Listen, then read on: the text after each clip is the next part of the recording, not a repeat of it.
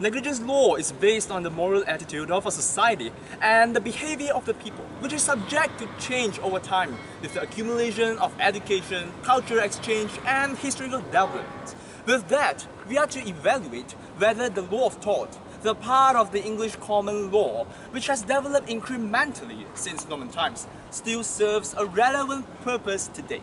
The origin of negligence can be traced back to the 14th century, when the word trespass on the case was used. It covered injury which was consequential to a wrong, but the wrong was neither forcible nor direct. The new test on whether a duty of care should arise is now laid down in Capero Industries and Hickman, which also asks if it is just and reasonable to impose a duty on the defendant.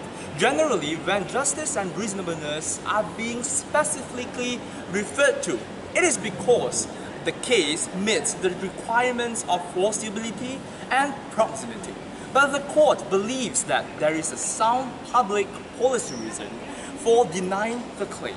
The breach of duty of care means that the defendant has fallen below the standard of behavior expected of someone undertaking the activity concerned. The standard of care is objective, but it is irrelevant to ask whether the defendant's conduct seems fine to himself. But it is must to meet a general standard of reasonableness. Just like the standard of a reasonable driver, the law takes no account whether the driver has been driving for 20 years or 20 minutes, as in nethership and vessel. Of course, there are other factors being considered by the court before holding the defendant in breach of a duty, which include the standard of skill required by the defendant, the magnitude of risk, and the potential benefits of the risk. Furthermore, it must be proved that the defendant's breach of duty actually caused the damage suffered by the claimant, and that the breach that caused the damage is not too remote. It is done by using the but-for test. In Barnett and Chelsea, Kensington, it was accepted that a duty of care is owed by the defendant, and that there is a breach of duty by failing to examine the claimant. But the breach did not cause his death, as even if he had been examined, it was too late for any treatment to save him. Therefore, it couldn't be said that, but for the negligence by the defendant, the claimant would not have died. The test for remoteness in negligence is reasonable foreseeability, which means that a defendant will be liable for damage which was reasonably foreseeable at the time when the defendant breached that duty. Therefore, do these elements laid down under the common law still remain relevant with the current hot topics and issues? Let's go on a ride and with this, find out whether this historical piece of instrument still able to compensate the aggrieved party or no.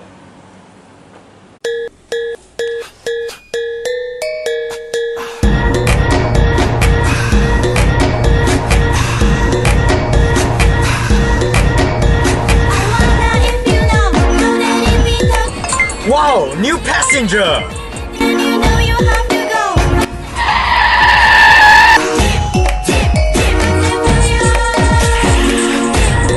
Oh, there he is!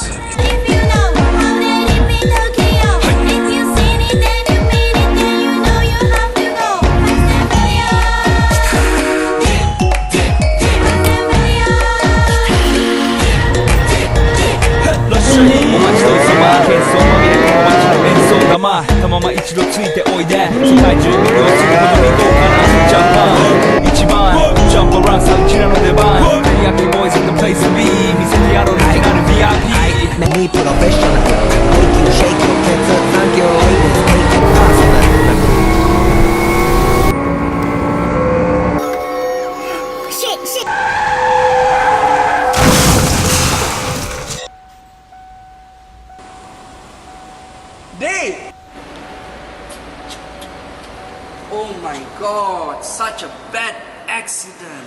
Ladies and gentlemen, seeing it is a T junction and driver B was coming from his lane of right and his lane of road coming into this junction, he should be given the priority. So it's fair to say for this particular accident, driver B is out of the equation, but driver A is at fault. So today, we have to prove three things. Firstly, on the idea of duty of care. Driver A owes everybody on the road, on today's case, driver B, a duty of care. Secondly, we have to prove that there is a breach of duty. Let's look at driver A. He was extremely careless in coming out of the junction. He's not fastening his seatbelt. Lastly, he's using his phone. Let's look at the reasonable man test, for example. Would a reasonable driver be doing what driver A is doing? Absolutely no. And lastly, we have to prove causation. This can be seen in the but-for test. If it wasn't for driver A's carelessness, if it wasn't for driver A's negligence on his end, would the accident still happen? No. Who does the claimant claim from? The driver or the company of the driver? Wait. Don't scold me, don't scold first. I am the employee of Uber, and this accident happened because I was carrying out a duty for Uber. It's not me. Kenapa bapa kau? Kenapa? It's kepala lah. You caused this accident. We can't be held liable for your mistake. We're merely a platform. This is all you. According to New Straits Times, June 2nd, 2017, the Grab car company told the drivers to make a personal report for their insurance claim. The company refused to bear responsibility for the damage of a driver's car obtained in an accident while on duty. A simple research on the Grab website policy on accident, and it states that a driver shall be solely responsible for all claims, judgments, and liabilities resulting from any accident, loss, or damage. So the Grab strict stance that they are not an employer and they shall not be liable, is that fair? Who is an employee? Person is said to be a servant if his employer retains a right of control, not only the work he does, but also the way which he does it as an employee. Hence, it is extremely fair to say that an e-hailing company is an employer to an e-hailing driver. The doctrine of respondeat superior is based on the employer-employee relationship. This doctrine makes the employer responsible for a lack of care on the part of an employee in relation to those to whom the employee owes a duty of care. For respondeat superior to apply, the employee's negligence must occur within the scope of her employment. It is essential for us to know whether B is an employee of A, and also to determine whether B was within the scope of employment when the Negligence Act was committed. Hence, the driver was in the midst of employment when the accident occurred. It's fair to say that this doctrine will be applied in this circumstance because the Grab driver was within the job scope when an accident occurred. A case that we can look at is Cox and Ministry of Justice. For us to determine vicarious liability, there are three tests that we can look at. Firstly, the control test. Secondly, organization test. And lastly is economics reality test. So in this case, it is fair for us to conclude that Uber has ability to control, hire, and fire their workers. If these factors are present in a circumstance, then vicarious liability to occur. Who does the claimant claim from? We have established to you that vicarious liability exists in this scenario, and it's fair for the company of Uber to compensate some, if not all, part of the claim. So how relevant is vicarious liability involving e-hailing company is relevant in today's day? This element of vicarious liability is extremely relevant in today's day because the number of e-hailing companies are increasing day by day. If people are not aware of what they can claim, how they can claim, from who they can claim, especially in today's scenario, then we think is extremely relevant for us to present this idea of negligence to all of you. Good morning, my name is Shaun Foong, and today I'll be talking about negligence involving social media. More specifically, sexual predators and whether social media companies should be held liable for it. I will be going through the basic elements of what constitutes negligence and some cases regarding my topic. Firstly, social media should not be seen as just a place to enable users to share, create, and take meaningless selfies, but rather as a public place or public transport or bar. This opens a gateway for sexual predators to practice grooming, sexual exploitations, which could lead up to a possibly bigger threat, human and sex trafficking. In the journal article of Children and the Internet, Beware from the Threats Within, page 4 states that socializing with a wrong person such as a sexual predator or a pedophile who participates in various online communities and makes attempts to initiate inappropriate relationships with these children is common. Moving forward with my next issue, I'll be talking about... Oh, what's up, Adam? Hi man, how you doing? I'm doing good. Please take a seat, So what brings you here today, actually? Yeah, you mentioned about your research, so I was very intrigued by it. Oh yeah, it's about negligence in social media and I have a couple of questions to ask you if you don't mind. Oh yeah, no worries. Just ask away. Right. The first question I have is that, are there any cases or trials that are ongoing that the claimant has tried to make the social media companies liable for their negligence? Yes, in fact, I just read this case last night. It was about a lawsuit in Texas about a woman. She was at the age of 16 when she befriended somebody through mutual friends, and that man later went on to rape, sexually assault her and forced her into sex trafficking. So Facebook here is being sued for gross negligence in being negligent in ensuring the safety of their users. Oh, that's actually a very, very interesting point. So when you say negligent, right, Yeah, correct. to their users, how do you determine negligence in this case? Alright, this brings me back to the main equation of the existence of duty of care by the defendant, which is in this case social media, to the claimant, which are the users. They have a responsibility to care for their users with proper verification of people and tight security. And second, we move on to breach of that duty. Is there a poor breach of security, and is that considered as a breach to the duty of care? Thirdly, it would be damages caused by the defendant breached. So in this case, it would be access to rapists and sex trafficking and pedophiles. And lastly, it would be the causation, which is the but-for test. If it was not for Facebook's breach of this duty, will this damage actually happen? This is negligence. Oh, that's actually a very, very interesting point. So Shaun, are you trying to say that these social media companies are a platform or more than a platform for people to use them? That's a very good question, Adam, but the reply to that is yes and no, to be completely honest. I have a shared case where I think social media is liable, and now I'll share another that is not liable. So the next case that I'll be going through is Doe versus MySpace. The operators of MySpace.com are not liable for underage girls who were sexually assaulted by men they met on the popular social networking site in MySpace. A California appeals court has decided upholding a lower court's ruling.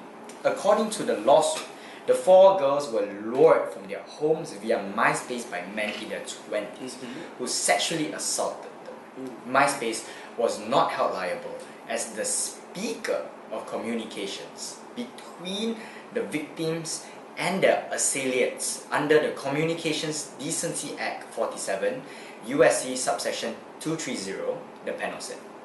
The 4 unidentified girls sued MySpace in the Los Angeles County Superior Court. They alleged negligence, gross negligence, and strict product liability. In this case, the judge felt that MySpace was merely a platform and did not take part of any communications between the 4 girls and the sexual predators. I see. Sean, thank you so much for Oh yeah, answering no worries, all my no questions. worries. I hope I Looking forward answered. to see you soon. Alright, thank you, thank you. Take care. Take care, man. Cheers, cheers. This brings me to my conclusion of how relevant is this topic in today's society. Based on an article published by the New Straits Times Malaysia, out of 184 cases involving planned attacks on children last year, WeChat was most used with 138 cases, Facebook with a second of 35, WhatsApp with 6, and BTalk with 5 cases. Federal Police Sexuals, Women and Children Investigation Principal Assistant Director Commissioner Ong Chin Lan said 184 child rape cases related to social media apps were reported this year. There's an increasing number of users of social media, with more kids learning how to use technology every year. Keeps on going on and on, with more kids getting more advanced. If this issue is not taken more seriously, the magnitude of negligence will become bigger.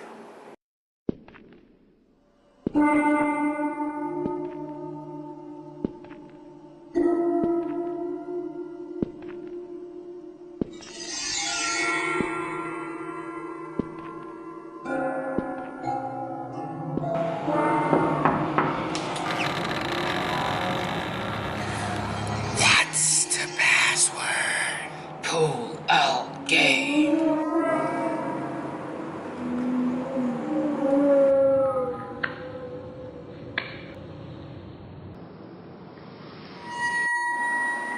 Hi, what do you need? I like abortion. Okay, let me take a check.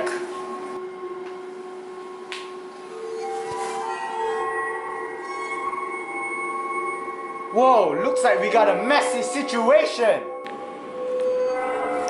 Okay, I've checked the situation and you take these pills and come back in a week.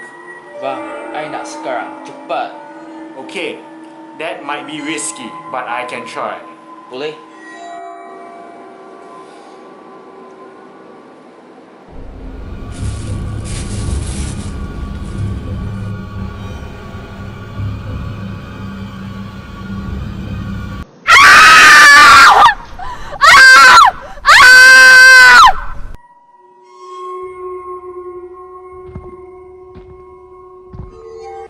The scenario presented before you portray a mother aborting her child in a shady and clearly illegal abortion clinic. The mother, a healthy 25-year-old woman, opted for an abortion, wanting to free herself from any responsibility that comes with motherhood. Unbeknownst to the husband, the mother went ahead with the operation and aborted her baby. A sad and perplexing legal quandary long has existed when someone's negligence causes the death of an unborn baby. Whether the fetus dies in a car accident, through medical malpractice, or some other negligence, the issue of whether the family can file a wrongful death suit has been hotly debated. The issue is a particularly sensitive one because it deals with the controversial question of when life begins.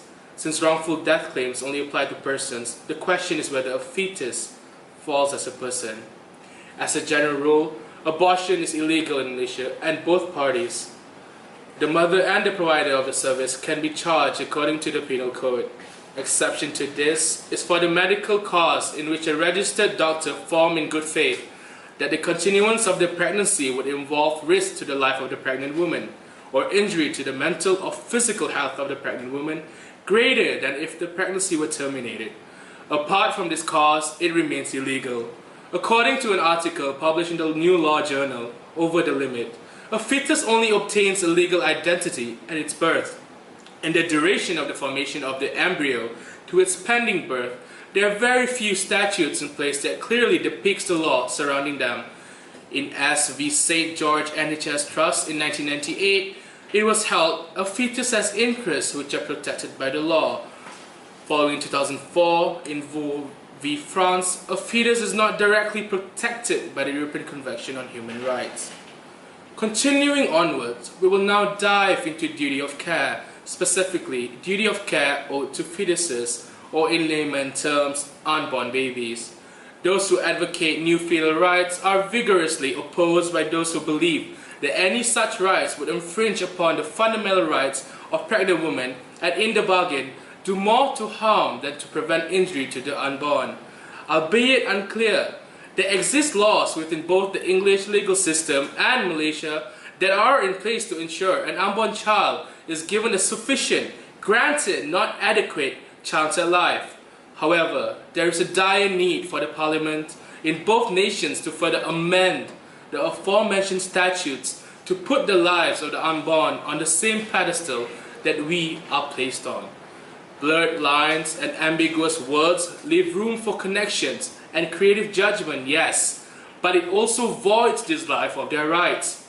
Oftentimes, we are left to the judge's discretion and past judgment made in the higher courts to fill in the lacuna, to make connections from the laws that safeguard the rights of us, a person, and ensure the same is applied to those yet to be born. The relevance of such a topic and the thought of negligence today is depicted in the sheer number of cases that are reported in both the UK and Malaysia.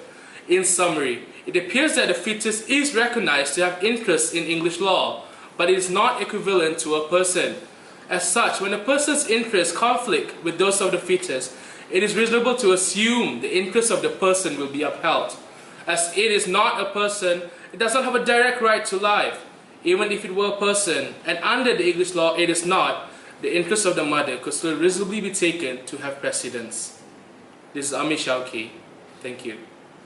Now, we will move on to another topic which is known as psychiatric injury. The question is, what is psychiatric injury?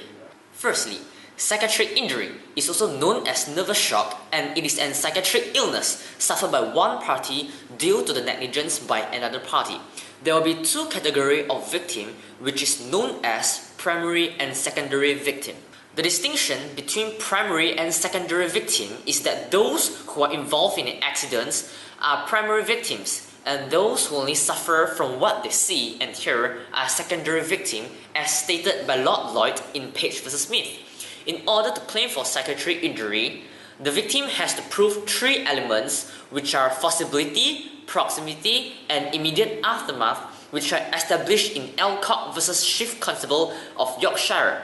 However, medical evidence should be provided to prove that psychiatric injury is valid rather than just mental distress, as stated by Lord Bridge in the case of McLaughlin v. O'Brien. Hi boss, where are you now?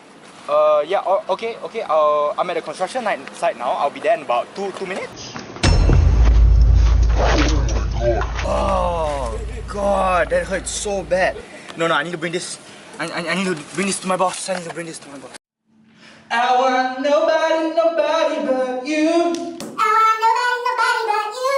I want nobody. I don't want nobody. Oi, what do you want? You asked me to bring this paper to When I asked you to bring... Boss, on the way here I got hit by something. Wait Can I claim for personal injury? I want to claim for. You think I'm your bank, you want to claim? I want to claim some money. Boss, really pain my head. You not careful, you want to claim from me. You take this, you pass, stop! You take this, you pass to Amir, you get up.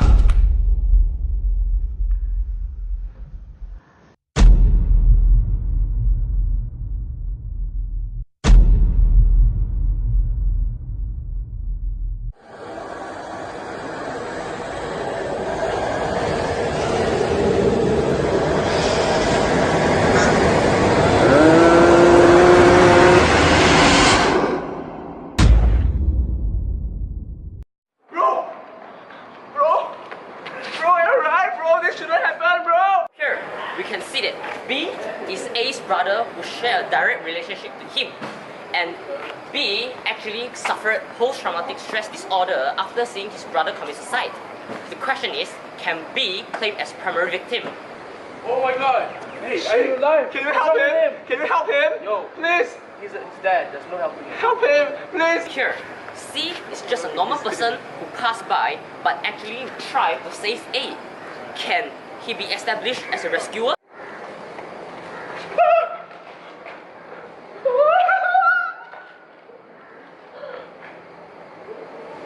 D has just passed by, in the same time suffered post-traumatic stress disorder. Can D established as a bystander, and can he claim? For the first question, the Law Commission Psychiatric Illness Report stated that an employer has a duty of care to an employee not to expose them to the risk of physical injury and psychiatric illness. However, it can be argued that an employer is not liable in all circumstances for all psychiatric illness suffered by an employee who carried out their employment duties. The employees must show that they were directly involved in the course of their employment, and the employment duties brought them within the area of risk of physical or psychiatric injury. In this case, A's depressive disorder developed because his injury happens in the area of his employment duties, and the employer should have aware of it when being told. For the issue in the second question, we can look into the case of car versus IBC vehicles. The employer would be liable because he has owed a duty of care to claimant, and the claimant would not have committed suicide if he had not been injured. B is classified as primary victim as he has direct relationship with A and able to claim damages from A's employer. For the third issue, C would not be able to claim as primary victim. But why? Because rescuers were not considered as a special category of secondary victim, but had to be subject to the normal rules as stated in Alcock vs. Chief Constable of Yorkshire. So, we can conclude that C is able to claim for damages. In the final issue, D was a bystander which only passed by but actually witnessed the incident. Case of Borhill vs. Young has established that ordinary bystander could be expected to withstand the shock as both parties doesn't have direct relationship. Hence, D will not be able to recover any form of damages from the employer. To summarize, we can say that psychiatric injury are still relevant until today as the popular interest in this area of law has been heightened by the widespread media coverage that has been given to high-profile cases such as in Hillsborough Football Stadium. At this stage, legislation curing defects in the present law is appropriate. The law should otherwise be allowed to develop by judicial decision-making. So, is the tort of negligence still remain relevant in the light of changing social circumstances? With regards to the area of law controlling the social media, it is suggested that the tort of negligence still remain relevant as cases are solved using the current set of legal tools. However, it is notable that the cases of violation of social media is still increasing in Malaysia. This can be explained with the fact that there's no any standing decision regarding such area of law, and that we are still in the midst of empowering our law. With regards to psychiatric injury, a change in the point of law referring to Borhill and Young, where only forcibility of the damage is required in establishing psychiatric injury. However, the law now requires the three elements in satisfying such claim, as in Alcock and Chief Constable.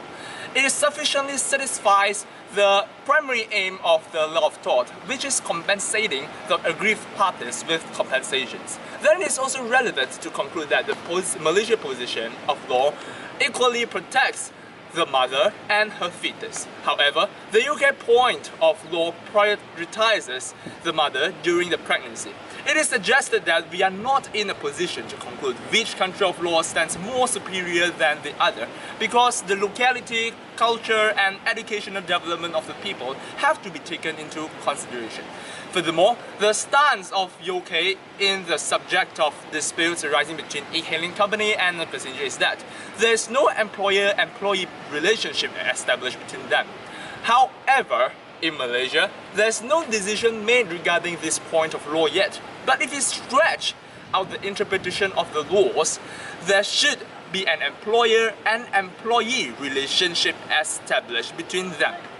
Despite of the blurry area of law in the insurance, despite of the blurry area of law, the insurance is still taking the responsibility of compensating the aggrieved party.